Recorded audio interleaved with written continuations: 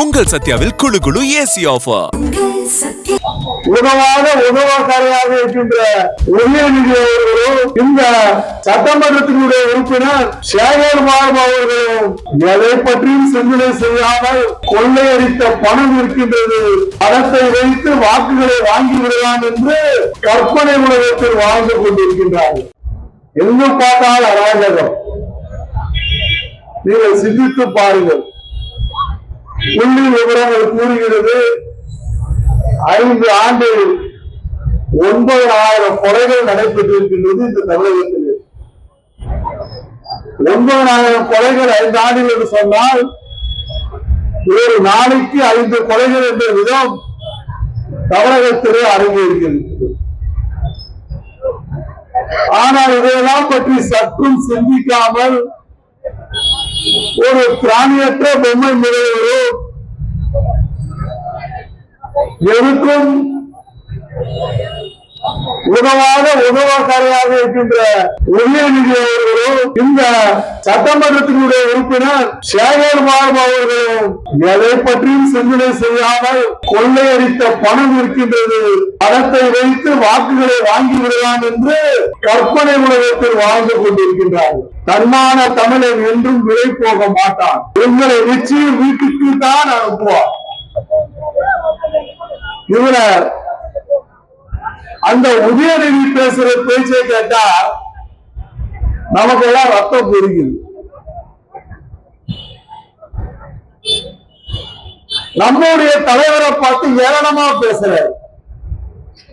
நான் கேட்கிறேன், ஸ்டாலின் அவர்களையும் பார்த்து உதயநிதி அவர்களையும் பார்த்து கேட்கின்றேன், அருமை அண்ணன் எடப்பாடியார் என்பவர் ஒரு சாதாரண சாமானியர் தலைவராக உருவெடுத்தவர். ஸ்டாலினும் உதயநிதியும் அப்படியா? கருணாநிதியால் திணிக்கப்பட்டவர்கள், கருணாநிதியால் அடையாளம் காட்டப்பட்டவர்கள். உருவாகிய தலைவர், ஆளுமை மிக்க தலைவர் அண்ணன் எடப்பாடியார். உதயநிதி அவர்களே உங்களுக்கு சொல்லிக் கொள்வேன், நீ கிண்டலா பேசுற, முதல்ல உங்க அப்பாவுடைய டாக்டரை போய் பாருங்க. ரொம்ப மனக்குழப்பத்தில் இருக்கிறீங்க. முதல்ல போய் டாக்டரை பார்த்து நீங்க உங்களுக்கு ட்ரீட்மெண்ட் எடுங்க. ஏன்னு சொன்னா நீங்க ரொம்ப நாள் வாழணும்னு நாங்க நினைக்கிறோம். ஏன்னு சொன்னா அப்பதான் நாங்க சுலபமா ஜெயிக்க முடியும். எங்களுக்கு ஸ்டாலினும் இருக்கணும், உதயநிதியும் இருக்கணும். இருந்தாதான் நாங்க சுலபமா ஜெயிக்க முடியும். ஏன்னு சொன்னா உதயநிதிக்கு என்ன பேசுறன்றதே தெரியாம பேசுறா போல. எந்த நிலையில இருக்கிறான்றதை அவர் டெஸ்ட் பண்ணாதான் நமக்கு தெரியும். ஸ்டாலின் அவர்களுக்கு தன்னுடைய சொந்த கட்சிக்காரர்கிட்டே என்ன சின்னன்னு கேட்கிற சூழல் இருந்து கொண்டிருக்கின்றது. நாவடக்கம் தேவை. கூட இருக்கின்றவர்களை பலி கொடுக்கின்றவர்கள் கருணாநிதி குடும்பம். அண்ணா நகர் ரமேஷ், சாதிக் பாஷா கதையை நாங்கள் பேச ஆரம்பித்தால் உங்களால் தெருவில் நடமாட முடியாது. ஸ்டாலின் அவர்களே, உதயநிதி அவர்களே, எழுதி வைத்துக் கொள்ளுங்கள். உங்களோட சேர்த்து இந்த சேகர்பாபுவையும் சேர்த்து 3 பேரும் சிறைக்குதான் செல்ல போகின்றீர்கள். இது நடக்க போவது நிச்சயம்.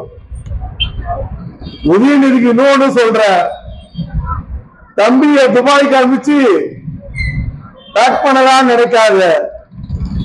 ஆட்சி மாற்றம் வர்றப்போ அந்த தம்பிகள் எல்லாம் துபாயில இருந்தாலும் சரி, எந்த இடத்துல இருந்தாலும் சரி தூக்கிடுவோம். தம்பிகள் கொடுக்கின்ற வாக்கு மூலம் உங்களை நிச்சயம் வாழ்நாள் முழுவதும் சிறைச்சாலையிலே கம்பி வைக்கும். நான் வடக்கத்தோடு பேசு. என்ன ஏதோ வானத்திலிருந்து முடிச்சா மாதிரி. உங்களுக்கு தான் வெக்கமான சூடு சொரணை இல்ல. உங்க அப்பா சொன்னாரு, பத்திரிகை பேட்டியில கேக்குறாங்க, உங்க மகனை நீங்க கூட்டு வரீங்க அரசுக்குன்னா நான் நிச்சயம் செய்ய மாட்டேன். மானஸ்தர் பேட்டி கொடுக்கிறார், நான் நிச்சயம் செய்ய மாட்டேன்.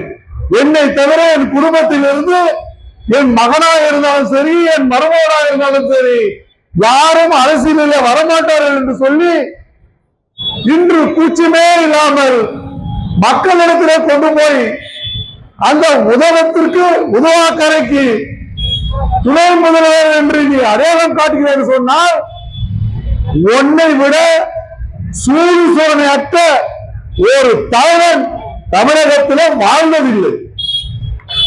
அதே உதயநிதி பத்திரிகையாளர் கேட்கிறாங்க, எனவே நீங்க அரசியல் பொறுப்பு போயிருந்தாங்க.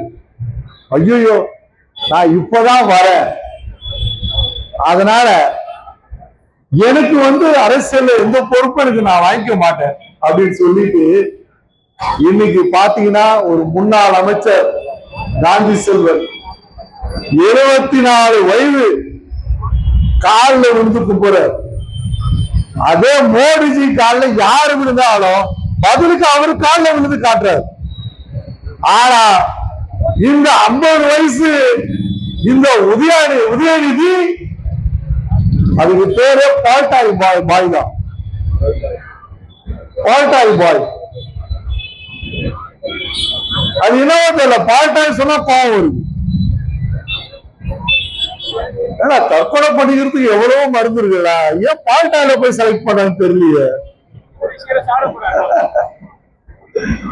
அதனால உங்களுக்கு தான் மன அழுத்தமும் மன வியாதியும் அதிகமாக இருக்கின்றது. தயவு செய்து நல்ல மருத்துவரை காணுங்கள். ஏற்கனவே பாருங்க, கட்சிக்குள்ளே குழப்பம்.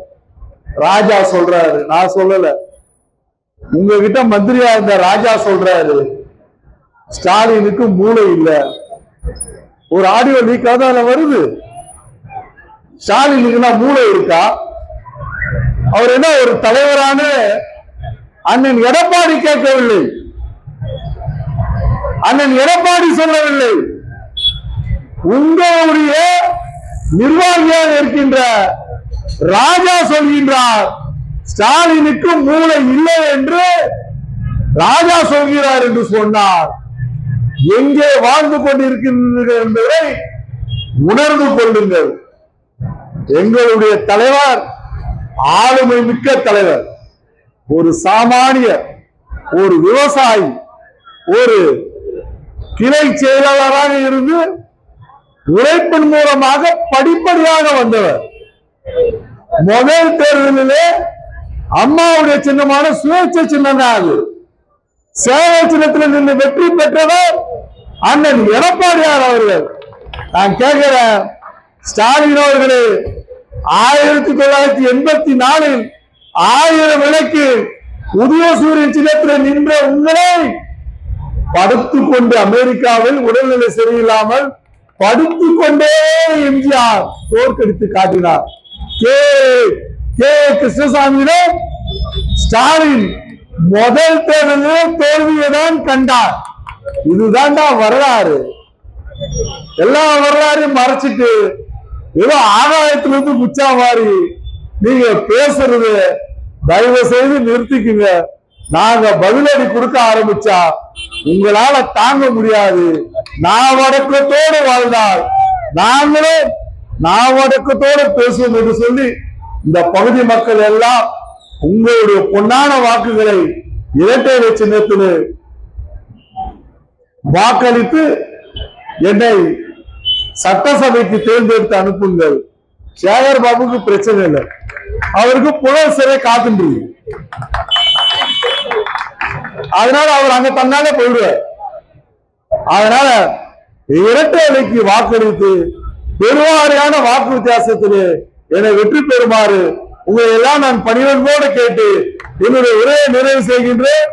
அதற்கு முன்னால் bye bye bye bye bye bye bye bye bye bye welcome welcome welcome welcome welcome வெற்றி நிச்சயம்.